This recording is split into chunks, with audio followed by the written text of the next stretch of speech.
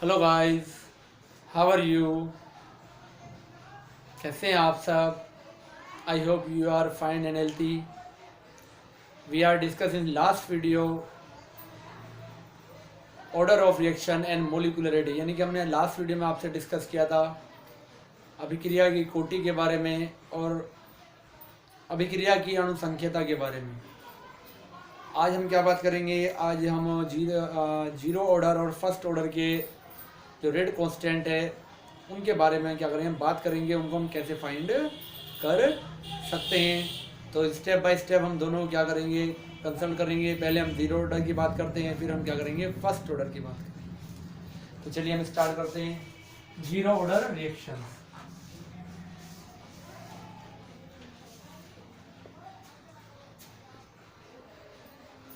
शून्य कोटि के लिए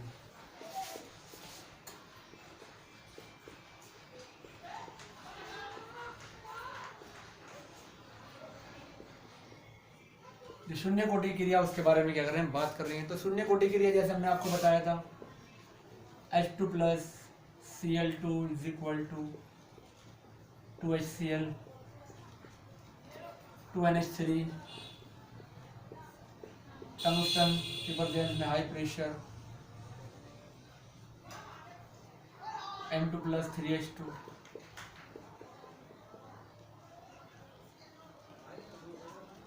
रिएक्शन जीरो ऑर्डर रिएक्शन होती है. अच्छा, जीरो ऑर्डर रिएक्शन क्या करते हैं? तो इनमें रेट ऑफ रिएक्शन जो होता है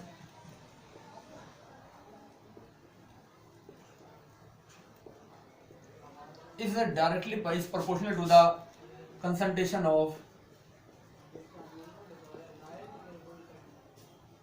reactant. रिएक्टेंट की जीरो पावर के प्रोपोर्शनल होता है. ठीक है, जीरो पावर के प्रोपोर्शनल होता है.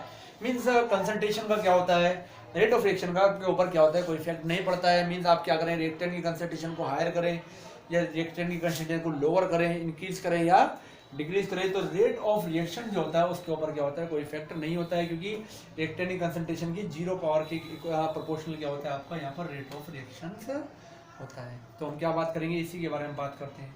ठीक है, चलिए हम बात करते हैं इसके रेट लॉ के बारे में, जो वेग नियम है उसके बारे में बात करते हैं.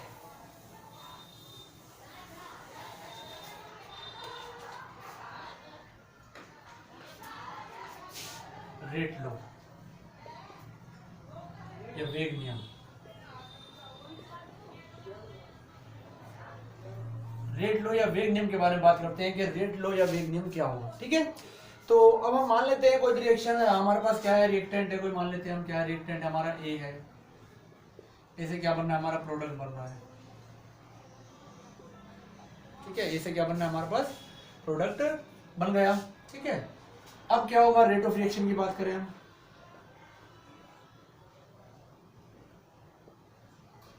हम जानते हैं इक्वल होता है minus d a upon d T, या अभी बताया था हमने, अगर हम डिफरेंशिएशन बेस रखें यहाँ पर तो d x upon d t is directly proportional ए की पावर 0 रख सकते हैं.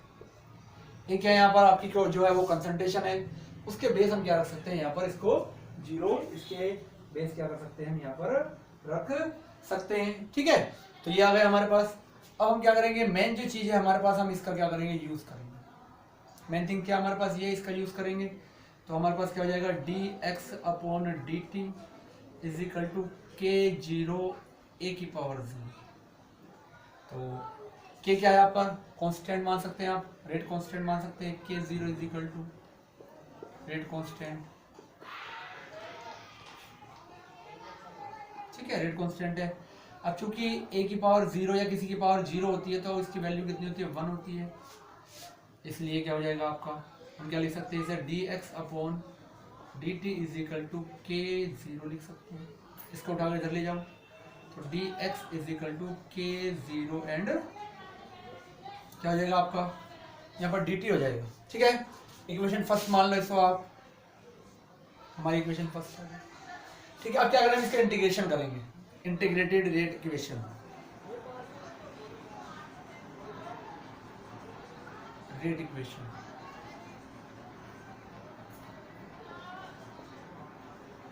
फर्स्ट यानी कि जो रेट इक्वेशन है हमारे फर्स्ट इसे इंटीग्रेट करेंगे तो इंटीग्रेशन का सिंबल ये होता है, यहाँ जाएगा dx, और जो कांस्टेंट होता है उसका इंटीग्रेशन होता नहीं है, यहाँ जाएगा dt। ठीक है, तो dx का इंटीग्रेशन हो जाएगा आपका x, k का जो होगा यहाँ पर इंटीग्रेशन नहीं होगा, dt का हो जाएगा t प्लस क्या रखोगे यहाँ पर c रखोगे आप। ठीक है, तो यहाँ c क्या है, c is equal to integration constant, क्या हो जाएगा आपको यहाँ पर c जो हो जाएगा वो हो जाएगा आपका इंटीग्रेशन कांस्टेंट हो जाएगा। ठीक है, चलिए आगे बात करते हैं। ठीक है, क्या बात करें अब हम, ये हमारे पास इक्वेशन हम ले लेते हैं, हम सेकंड मान लेते हैं इसको, क्या है इक्वेशन सेकंड है। तो हम स्टार्टिंग में जाएं, if t is equal to 0 then x is equal to भी क्या हो जाएगा आपके पास 0 हो जाएगा, क्योंकि जो डिकम्पोज होने वाले कंसंट्रेशन है या कंसंट्रेशन में चेंज हो वो भी 0 हो जाएगा। Put the value in equation first, sorry equation second, इस वाली जो सेकंड है इसमें क्या कर दें, यहाँ पर पुट कर दें। तो हमारे पास क्या हो जाएगा, x is equal to 0 k into 0 plus c। ठीक है, तो क्या हो जाएगा, c इज इक्वल टू हमारे पास क्या आ जाएगा, यहाँ पर 0 वैल्यूज आ जाएगी। Put the value of c in equation second, second equation में क्या करनी है आपको, यहाँ पर पुट करनी है वैल्यूज, इसमें दूसरी इक्वेशन में c की वैल्यू। तो सेकंड इक्वेशन ये है, तो क्या हो जाएगा, x is equal to k0 t plus 0, तो क्या हो जाएगा, x is equal to k0 t के, या x upon t is equal to क्या हो जाएगा, k0 के हो जाएगा। तो ये क्या है आपका जीरो ऑर्डर का रेट कांस्टेंट को हम इस बेस फाइंड कर सकते हैं। ठीक है, तो ये टाइम है, ये कंसंट्रेशन में जो डिकम्पोज कंसंट्रेशन हो चुकी है, और ये क्या आपका k है। ठीक है, तो ये क्या आपका जीरो ऑर्डर का रेट कांस्टेंट है। ठीक है, दोबारा देख सकते हैं, बता देते हैं। कोई भी हमने क्या लिया, रेक्टेंगल लिया, उससे क्या बना रहे हैं, प्रोडक्ट बना रहे हैं। रेट ऑफ रिएक्शन आप जानते हैं, हमने आपको बताया था, जो स्टिकियोमेट्री होता है उसके बेस ऐसे फाइंड करेंगे, या आप डिफरेंशिएशन बेस करेंगे तो dx अपॉन dt प्रोपोर्शनल हो जाएगा a की पावर 0 के, जिसकी पावर 0 होती है उसकी वैल्यू होती है 1। तो ये क्या हो जाएगा, dx upon dt equal to k0 a की पावर 0। k0 क्यों लिया है, तो k0 जो है वो रेट कांस्टेंट है, a की पावर 0 इज इक्वल टू 1। तो देन क्या हो जाएगा हमारे पास, dx upon dt is equal to k की 0 के बचेगा, तो dx is equal to k0 dt हो जाएगा। इसका इंटीग्रेट करेंगे, इंटीग्रेशन करेंगे तो इंटीग्रेशन का सिंबल आएगा, इसका इंटीग्रेशन आएगा x, इसका आएगा t, c होगा इंटीग्रेशन कांस्टेंट, कांस्टेंट का जो होता है इंटीग्रेशन नहीं होता है। इक्वेशन सेकंड आ गई, स्टार्टिंग में चले गए इनिशियल कंसंट्रेशन में, तो t इज इक्वल टू 0 है तो x is equal to 0, value put करेंगे तो c इज इक्वल टू 0, तो क्या जाएगा, ये पुट करा तो हमारे पास क्या जाएगा, यहाँ पर x upon t is equal to क्या जाएगा, 0 क्या आ जाता है। चलिए स्क्रीनशॉट ले लीजिए आप।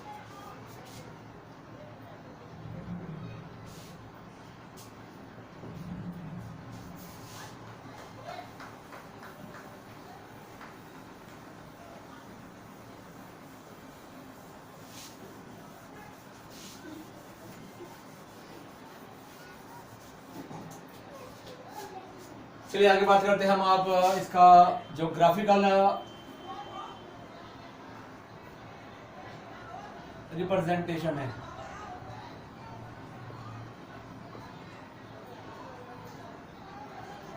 आलेखी निरूपण,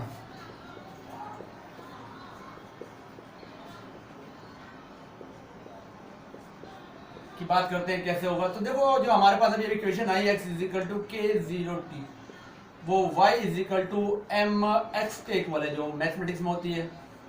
इसमें हम क्या निकालते हैं, जो ढाल होता है ना, ढाल वो क्या होता है, वो tan थीटा के इक्वल होता है,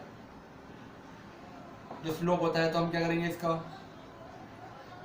t और x के मिडिल में क्या खींचेंगे, यहाँ पर एक ग्राफ लेंगे, इस टाइप से क्या करेंगे, यहाँ पर ट्राइगोनल बनाएंगे, क्या आपका डेल्टा x है, ये क्या आपका डेल्टा t है, तो स्लोप, ये ढाल किसके इक्वल होगा, tan थीटा के, किसके इक्वल हो जाएगा, delta x upon delta t k की पावर 0 इक्वल हो जाएगा। इसके स्क्रीनशॉट ले लीजिए।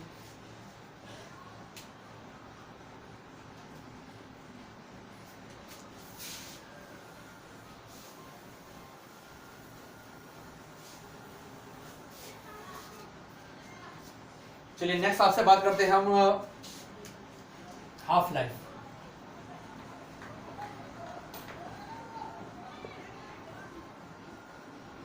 हाफ लाइफ क्या होता है? हाफ लाइफ का मतलब होता है कि जो अर्ध आयु है,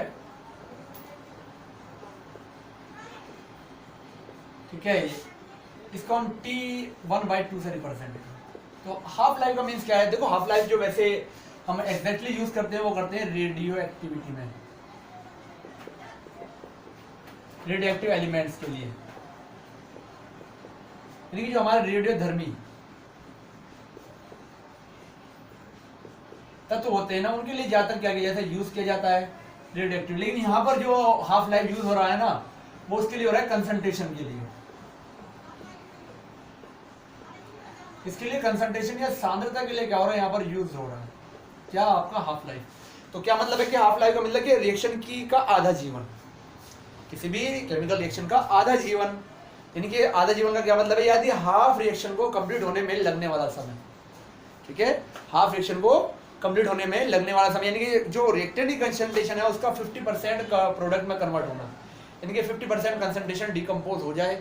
डिकम्पोज का मतलब क्या है कि 50% प्रोडक्ट में कन्वर्ट हो गई है, तो वो क्या कहलाएगी? आपकी हाफ लाइफ कहलाएगी। रिएक्शन हाफ लाइफ हो, रिएक्शंस कहलाएगी, ठीक है। तो इस कंडीशन पर वो जो हाफ लाइफ इस कंडीशन पर होगी तो हमारे पास टी जो होगा वो टी हाफ होगा, और जो हमारी कंसंट्रेशन होगी वो कितनी होगी? वो जो इनिशियल कंसंट्रेशन थी उसकी आधी हो जाएगी। मान लिया कि हमारे पास if initial concentration,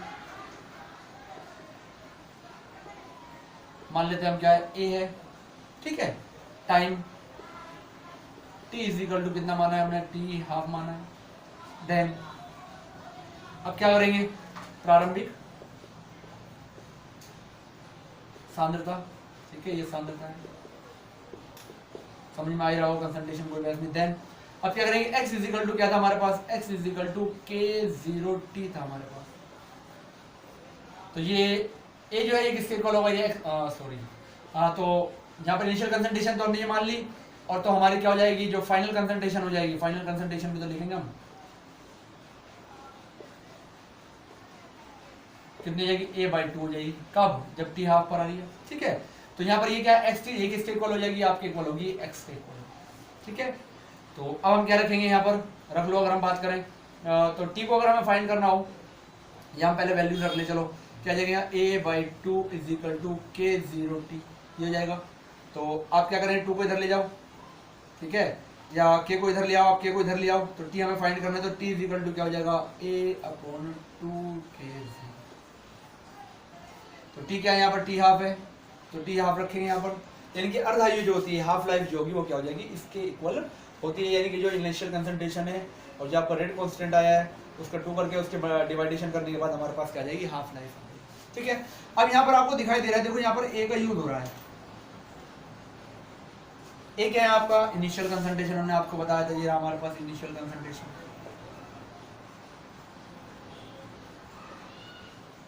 initial concentration है। इसका मतलब क्या है कि ये, इसका मतलब ये है कि जो हमारा हाफ लाइफ जो है जीरो ऑर्डर की, वो क्या होती है? कंसंट्रेशन के ऊपर डिपेंड करती है, ठीक है। अगर यहाँ पर ये यूज नहीं होता तो मीन्स क्या है इसका? कि डिपेंड नहीं करती। क्वेश्चन आ जाए कि प्रूव करो कि जो जीरो ऑर्डर के लिए अर्धायु काल होता है या हाफ लाइफ होती है वो डिपेंड करती है कंसंट्रेशन के ऊपर। तो आपको दिखाई दे रहा है यहाँ पर ए यूज हो रहा है, ए का मतलब क्या है? कंसंट्रेशन है। तो यहाँ इससे आपको इतना वर्क करना है, टोटल नहीं करना है, ओनली इतना ही वर्क करना है, ये मानना है, ये मानना है, और ये फॉर्मूला लिखना है, और ये यहाँ पर इतना करके दिखाना है। तो 1 या 2 मार्क्स का क्वेश्चन ही आ सकता है आपको बोर्ड एग्जाम में, ठीक है। तो ये इस टाइप से आप निकाल सकते। अगर ए का यूज नहीं होता तो मीन्स क्या है? यहाँ पर जो टी हाफ है वो इनिशियल कंसंट्रेशन या प्रारंभिक सांद्रता पर निर्भर नहीं कर रहा है। चलिए इसकी शॉट ले लीजिए आप इसमें।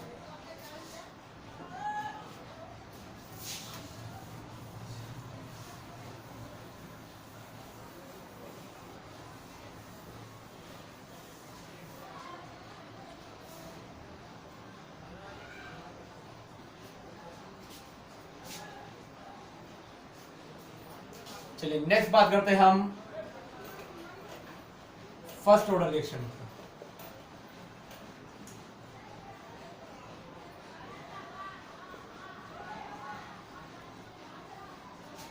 इनके प्रथम कोटि की क्रिया।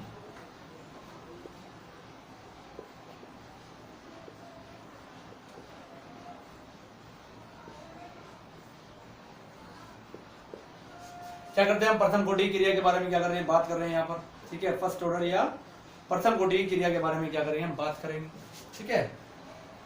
तो फर्स्ट ऑर्डर जो रिएक्शन होगी उसमें क्या होगा, उसमें जो आपकी कंडीशन होगी वो क्या होगी, उसमें कंडीशन क्या होगी, उसमें ये कंडीशन होगी कि जो आपका जो रेट ऑफ रिएक्शंस है वो किसके ऊपर डिपेंड करेगा, वो डिपेंड करेगा आपका किसके ऊपर, जो रिएक्टेंट कंसंट्रेशन है उसकी प्रोपोर्शनल होगा डायरेक्टली, ठीक है। तो क्या हो जाएगा आपका rate of reaction is directly proportional to the concentration of reactant. Means जितनी आप क्या करोगे यहाँ पर कंसंट्रेशन को इंक्रीज करोगे उतने रेट ऑफ रिएक्शन इंक्रीज हो जाएगा। इसकी पावर 1 भी रख सकते हैं आप, सिंगल पावर के नहीं भी रखेंगे तो भी 1 ही पावर है। तो डायरेक्टली क्या होता है, इसके प्रोपोर्शनल होता है, ठीक है। जितनी कंसंट्रेशन बढ़ाया उतना ही रेट ऑफ रिएक्शन बढ़ा दिया, बढ़ गया, इंक्रीज हो गया। तो ये क्या कहलाती है आपकी, ये होती है आपकी फर्स्ट ऑर्डर रिएक्शन या प्रथम कोटि की क्रियाएं होती है, ठीक है। तो चलिए इनके बारे में बात करेंगे अब हम, जो फर्स्ट ऑर्डर है उसके बारे में बात करते हैं।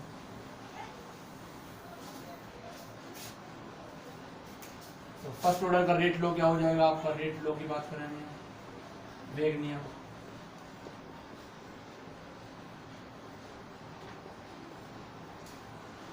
मान लिया क्या लिया हमने, कोई यहाँ लिया ए है हमारे, ए से क्या बनना, हमारा प्रोडक्ट बन रहा है, ठीक है। इनिशियल कंसंट्रेशन मान लिया हमने प्रारंभिक,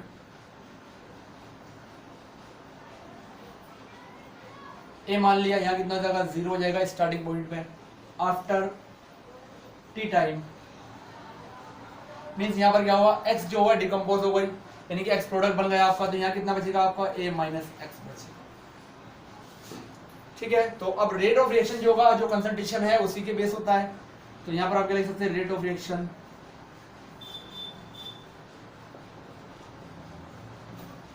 ठीक है। रेट ऑफ रिएक्शन क्या लिखेंगे आप, इक्वल टू हो जाएगा minus d a upon d t हो सकता है, या आपका रख सकते हैं minus d a minus x upon d t भी रख सकते हैं, या आप रख सकते हैं d x upon d t के directly proportional a minus x के भी रख सकते हैं, ठीक है।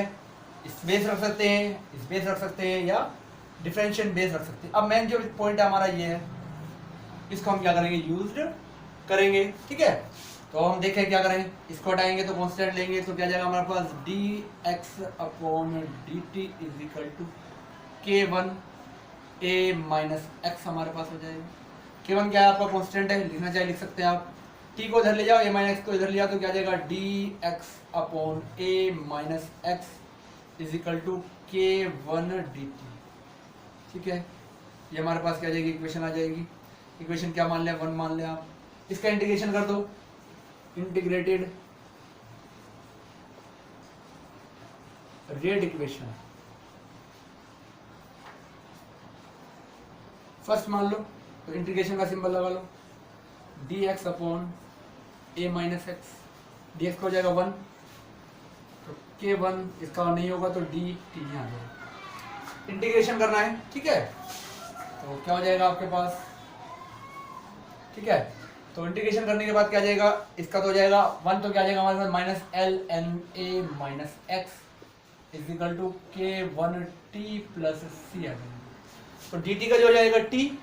अब जो यहाँ पर ए माइनस एक्स है, इसका इंटीग्रेशन बिल्कुल एग्जैक्ट नहीं मिल रहा है, तो यहाँ पर क्या लगा है, एल एन लगा देते हैं। जब क्या होता है एग्जैक्ट क्या होता है, हमें किसी की वैल्यू फाउंड नहीं होती है, तो यहाँ माइनस नीचे से ऊपर जाएगा, तो माइनस इसलिए लगाया minus l n a minus x k t plus c, ठीक है। तो ये एक इक्वेशन बन गई हमारे पास। ये इक्वेशन क्या आपकी इक्वेशन सेकंड मान सकते हैं। अब हम स्टार्टिंग पॉइंट पर जाएं, if t is equal to 0 then x is equal to क्या हो जाएगा आपका 0 हो जाएगा। यहाँ पर देखो 0 होगा, पुट द वैल्यू पुट कर दो, put the value in equation second में क्या करें, पुट कर दो, तो क्या जाएगा l n a minus 0 is equal to k 1 into 0 plus सी हो जाएगा।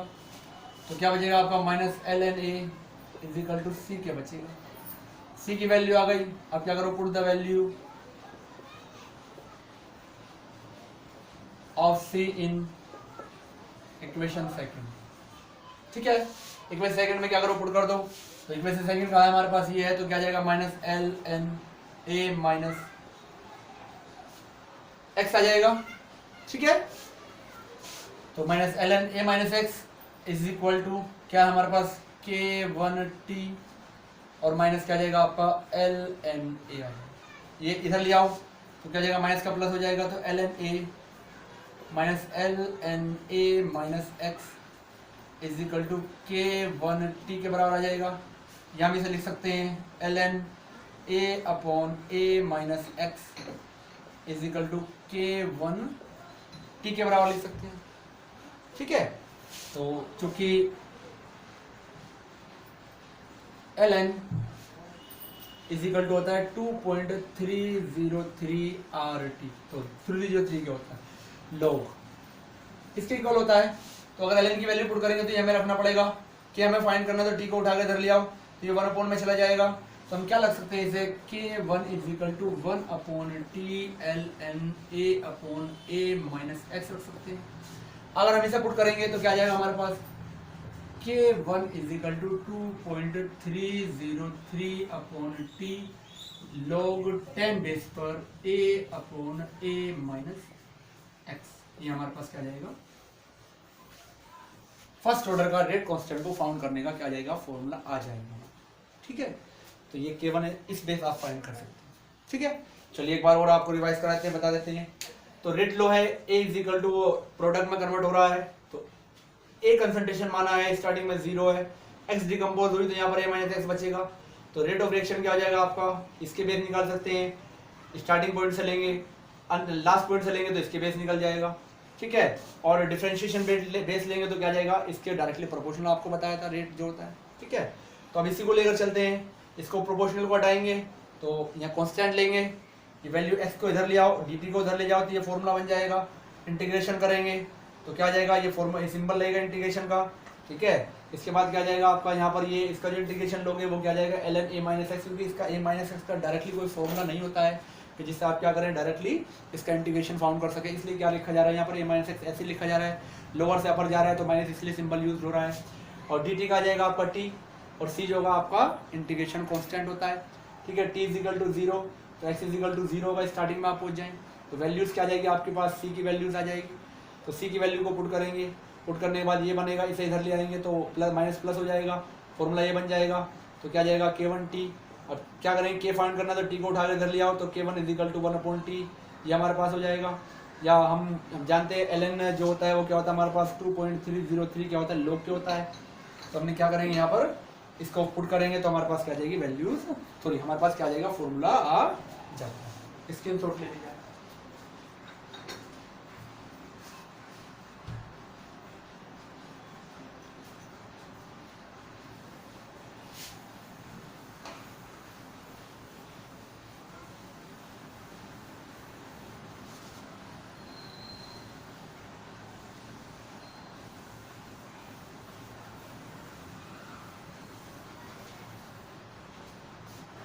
चलिए नेक्स्ट बात करते हैं हम इंटरवल इक्वेशन।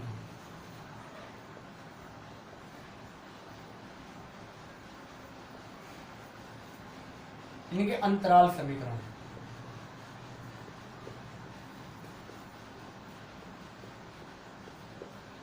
यानी कि जो हमें क्या होता है, जो हमारी इनिशियल कंसंट्रेशन है उसको फाउंड नहीं है, उसको पता नहीं है हमारे पास कि इनिशियल कंसंट्रेशन हमारी कितनी थी, तो हम क्या करते हैं फिर यहाँ पर जो यूज करते हैं वो करते हैं किसको, इंटरवल इक्वेशन को क्या करेंगे हम यूज करेंगे। ठीक है, तो यहाँ मानते हैं हम कि let x1 and x2 is the value of decompose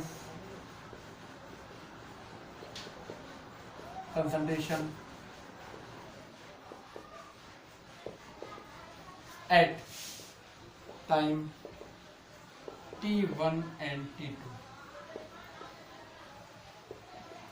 तो क्या है यहाँ पर हमारा x1 और x2 क्या है, तो जो वैल्यूज है हमारी डिकम्पोजिशन कंसंट्रेशन की है या क्वांटिटी कह सकते हैं आप at time t1 and t2। ठीक है, तो हम बात करें क्या हमारे पास k is equal to according to first order reaction.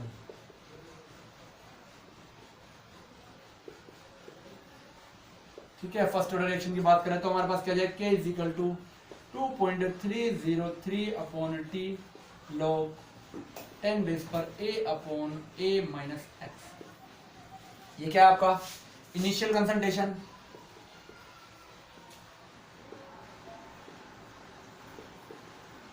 ये क्या आपका फाइनल कंसंट्रेशन।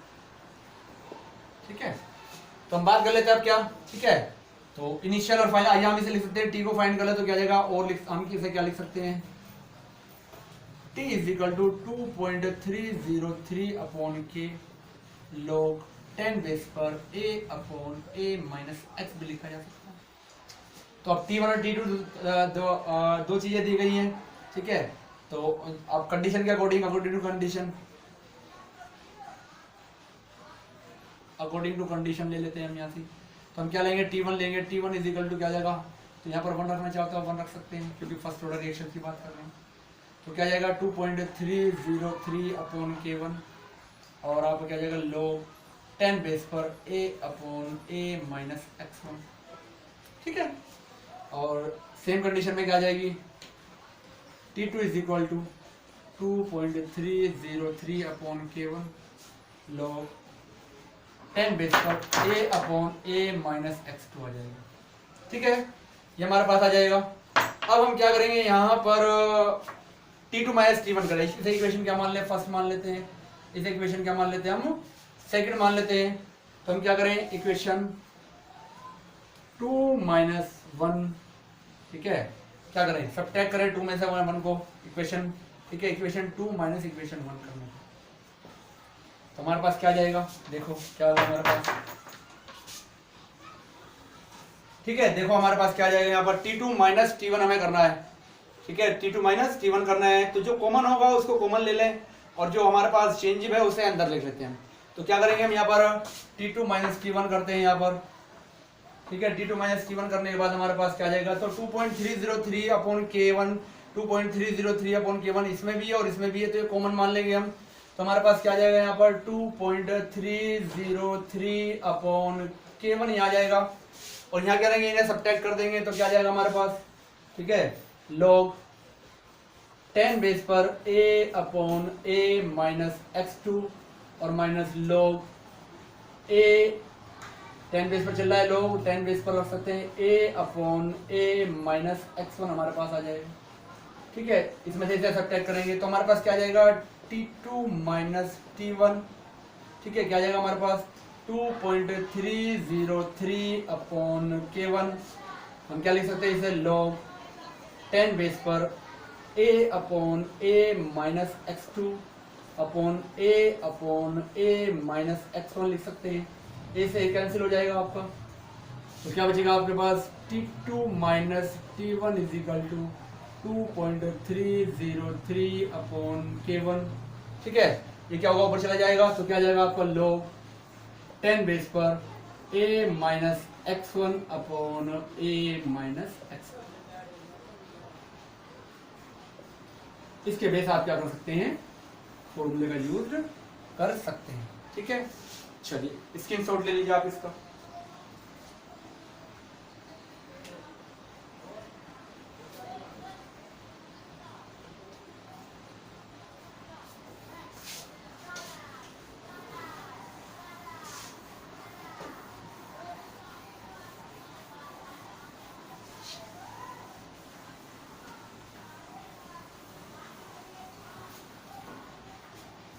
चलिए आगे हम बात करते हैं आपसे हाफ लाइफ के बारे में।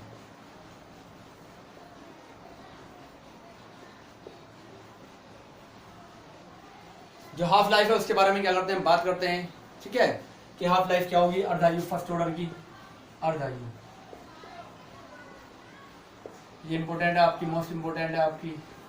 ठीक है, एग्जाम के लिए आ जाता है इसमें क्वेश्चन। ठीक है, तो अब हम पता है अर्धायु हाफ रिएक्शन की कंसंट्रेशन डिकम्पोज होने के लिए, तो हमारे पास क्या जाएगा, t इज इक्वल टू कितना जाएगा, t हाफ क्या जाएगा और x इज इक्वल टू होगा हमारे पास क्या, या हमारी जो फाइनल कंसंट्रेशन आ जाएगी वो फाइनल कंसंट्रेशन लिख सकते हैं हम, क्या आ जाएगी, A/2 आ जाएगी। ठीक है, तो अकॉर्डिंग टू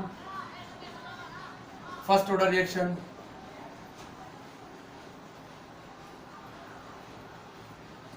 क्या करेंगे हम, according to first order reaction के क्या लिखेंगे हम यहाँ पर, k इज इक्वल टू क्या था हमारे पास 2.303 अपॉन t log 10 बेस पर a upon a minus x, ये इनिशियल और ये फाइनल।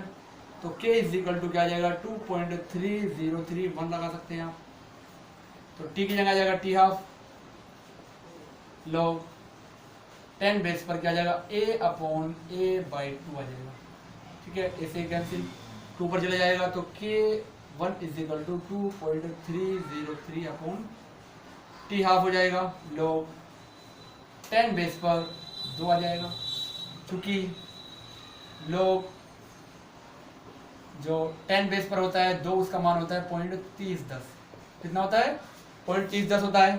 तो क्या आ जाएगा आपका k1 इज इक्वल टू आ जाएगा 2.303 इंटू 0.3010 अपॉन t हाफ, यह आ जाएगा।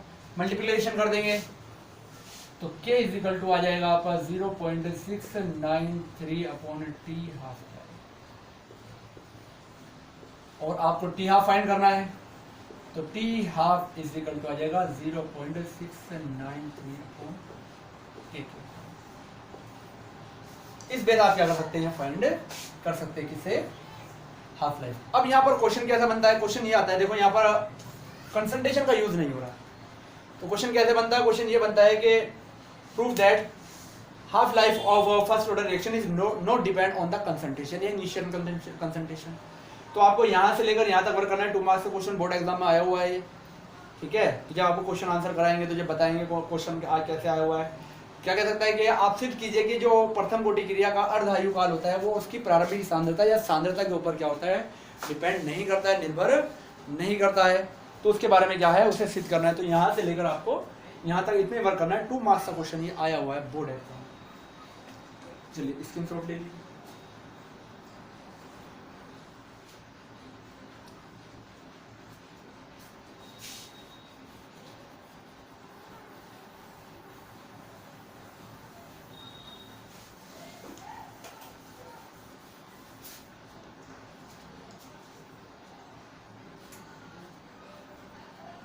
चलिए हम बात करते हैं इसके ग्राफिकल रिप्रेजेंटेशन।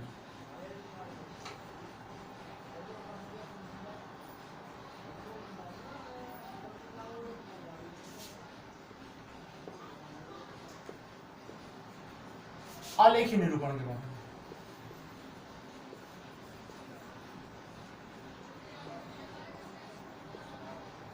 ग्राफिकल रिप्रेजेंटेशन या आलेखी निरूपण के बारे में क्या करते हैं, बात करते हैं। ठीक है, तो अब हम बात कर रहे हैं फर्स्ट ऑर्डर की बात कर रहे हैं, तो हम लिख सकते हैं यहाँ पर क्या हमारे पास formula k is equal to 2.303 upon t log 10 base पर a upon a minus t को इधर ले जाओ और इसको इधर ले जाओ तो क्या आ जाएगा हमारे पास log a upon a minus x is equal to क्या हो जाएगा k अपॉन 2.303 एंड यहाँ जाएगा आपका t। ठीक है, इंटू मल्टीप्लाई में t आ जाएगा। तो अब क्या हो जाएगा, ये क्या बन गई आपकी जो इक्वेशन है y is equal to mx के इक्वल बन गई। y इज इक्वल टू किसका बन गई यहाँ पर, mx के इक्वल हो गई। तो आप ग्राफ खींचेंगे आप वो सेम कंडीशन में, ये जाएगा आपका t, यहाँ जाएगा आपका log a upon a minus x के मिडिल में ग्राफ खींचो। ठीक है, तो कर लो ऐसे, वैल्यूज आ जाएगी delta x upon delta T. ठीक है, या वाई मान सकते हैं, हो सकता है वाई मान लें। ठीक है, तो अब क्या करेंगे, जो फॉर्मूला आएगा तो स्लोप या हमारा जो ढाल होगा क्या कहेंगे उसको, tan थीटा इक्वल होगा किसके, जो हमारा ये बचा है k अपॉन 2.303 के इक्वल क्या होगा हमारा जो tan थीटा हुआ ढाल होगा इसके इक्वल। ठीक है, चलिए स्क्रीनशॉट लीजिए।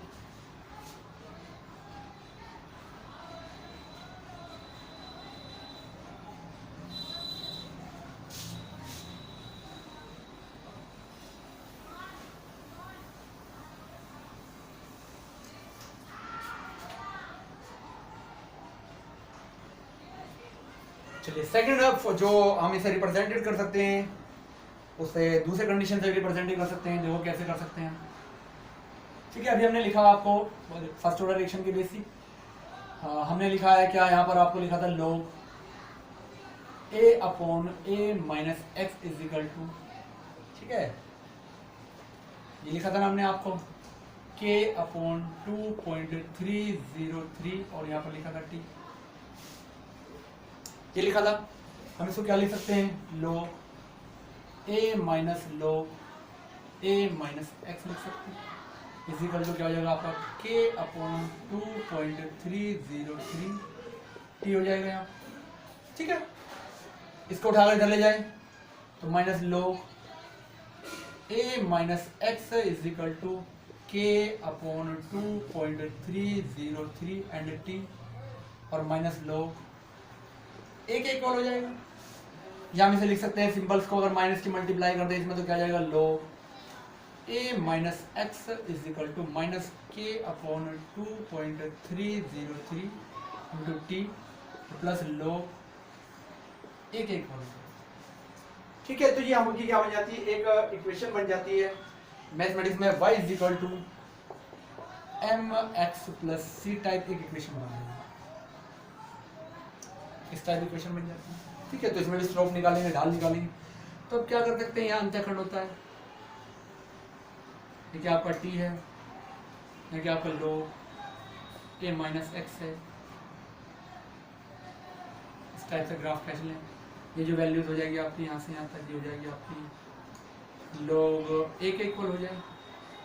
तो जो ढाल होगा, ठीक है, जो स्लोप होगा, ढाल होगा तो tan थीटा के इक्वल होगा। tan थीटा बचा क्या हमारे पास, ये बचा है, क्या हो जाएगा is equal to minus k upon 2.303 k 1 लगा सकते हैं, देखो हमने 1 लगा दिया। तो फर्स्ट ऑर्डर की बात कर रहे हैं तो k की जगह मैं सारे में 1 लगा लें, नहीं लगाएंगे तो भी ऐसे कोई प्रॉब्लम नहीं है। फर्स्ट ऑर्डर की बात करें तो इस टाइप से क्या है, इसका सेकंड फॉर्म जो है, सेकंड रूप से या इस इक्वेशन की बेस क्या है हमारी, इस इक्वेशन की बेस ये जो हमारी इस इक्वेशन की बेस भी हम क्या कर सकते हैं, इसका ग्राफिकल रिप्रेजेंटेशन कर सकते हैं। और पहले वाली इक्वेशन जो है इस बेस भी हम क्या कर सकते हैं, ग्राफिकल रिप्रेजेंटेशन कर सकते हैं। स्क्रीनशॉट ले लीजिए आप इसका।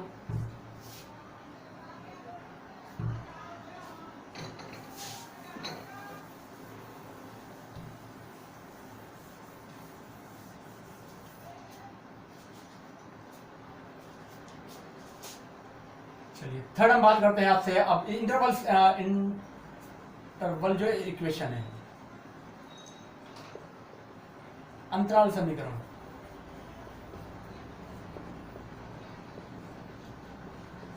उसके बेस भी हम क्या कर सकते हैं, यहाँ पर आपको ग्राफ खींच सकते हैं। तो इंटरवल से इक्वेशन क्या आती है हमारे पास, तो जो इंटरवल इक्वेशन थी हमारे पास t2 minus t1 is equal to 2.303 upon k1, ठीक है, log 10 बेस पर क्या जाएगा आपका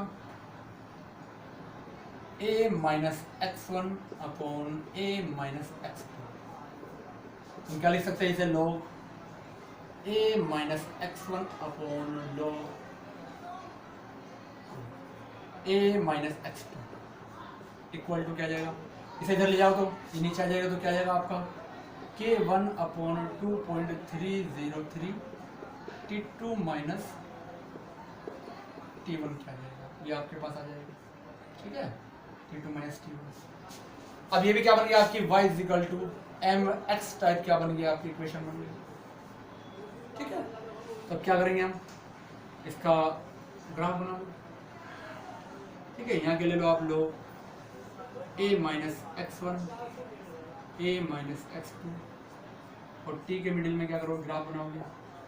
तो स्लोप जो होगा इसका, स्लोप या ढाल जो होगा वो tan थीटा इक्वल हो जाएगा किसके, tan थीटा इक्वल हो जाएगा किसके, तो बचा हुआ आपका k1 अपॉन 2.30 इसका इक्वल निकाल सकते।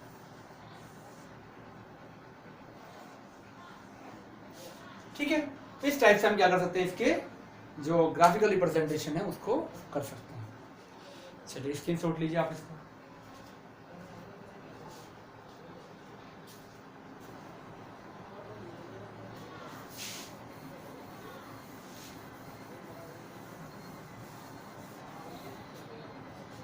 चलिए अब थोड़ा सा हम एक्स्ट्रा बात कर लेते हैं आपसे नीट वगैरह से रिलेटेड, जो आपका 12th क्लास के सिलेबस से रिलेटेड नहीं है। सेकंड ऑर्डर रिएक्शंस जो आपके सिलेबस में नहीं है 12th की अगर हम बात करें, तो हम यहाँ ज़्यादा डिटेल में बात नहीं करेंगे। नीट वगैरह के लिए अगर आप करना चाहते हो तो यहाँ केवल हम आपको रेट कॉन्स्टेंट जो होगा वो फाउंड कैसे किया जाएगा उसके बारे में क्या करेंगे बताएंगे, और कुछ एक्स्ट्रा चीज़ इसके अंदर नहीं बताएंगे। मान लीजिए हमारे पास है a plus b is equal to क्या हमारे पास प्रोडक्ट बन रहा है, ठीक है। तो x कंसंट्रेशन होती है जो डिकम्पोजिशन वैल्यूज है, तो उसी के बेस होगा a इनिशियल, इसके लिए a इनिशियल, इसके लिए b इनिशियल हो जाएगी।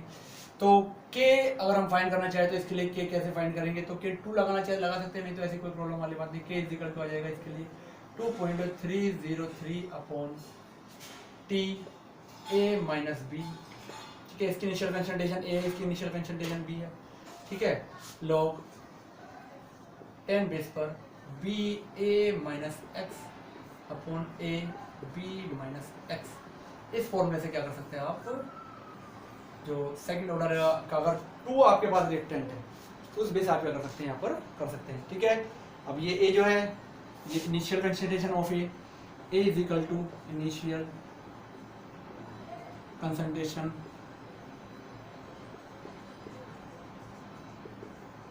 Of a, b is equal to initial concentration of b, ठीक है। x is equal to decompose value, इनकी जो डिकम्पोज हो चुकी है वैल्यू उसके बारे में बात करें। t जो है टाइम होगा, t is equal to time taken, ठीक है। प्रॉब्लम होगा ये तो जब है जब हमारे पास क्या है, हमारे पास 2 रिएक्टेंट, अगर हमारे पास एक ही रिएक्टेंट हो 2a इज इक्वल टू क्या बन जाए आपका प्रोडक्ट बन जाए, तो भी उससे क्या कर सकते हैं हम रेट कांस्टेंट को फाउंड कर सकते हैं। तो k इज इक्वल टू क्या हो जाएगा यहाँ पर 1 upon t x upon a minus x base क्या कर सकते हैं इसको फाउंड, ठीक है। तो हम इसको फाउंड कर सकते हैं, ठीक है। 2 रिएक्टेंट होंगे तो ऐसे फाउंड कर सकते हैं, सिंगल रिएक्टेंट होगा तो ऐसे फाउंड कर सकते हैं, ठीक है। चलिए स्क्रीनशॉट ले लीजिए।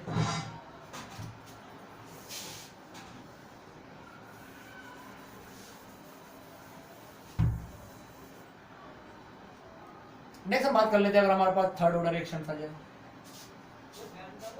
तो उसका रेट कांस्टेंट कैसे फाइंड करेंगे। तो मान लिया क्या हमारे पास 3a इज इक्वल टू क्या हमारे पास प्रोडक्ट है, ठीक है। तो इसके लिए k इज इक्वल टू क्या हो जाएगा 1 upon t into x 2a minus x upon 2a square, ठीक है। और हो जाएगा आपका a माइनस एक्स का होल। इस बेस आप क्या कर सकते हैं फाउंड कर सकते हैं। तो यहाँ a और x वैल्यू हमने आपको बताई दी क्या है क्या नहीं है। तो इस टाइप से अगर थर्ड ऑर्डर की रिएक्शन आ जाए उसका मतलब जो कंडीशन में पूछा जा सकता है, कभी कभी सिंपल पूछ लेता है कि इसका फॉर्मूला क्या होगा फाइंड करने के लिए, तो आपको ध्यान रखना चाहिए होगा, ठीक है। तो चलिए स्क्रीनशॉट लीजिए इसका भी।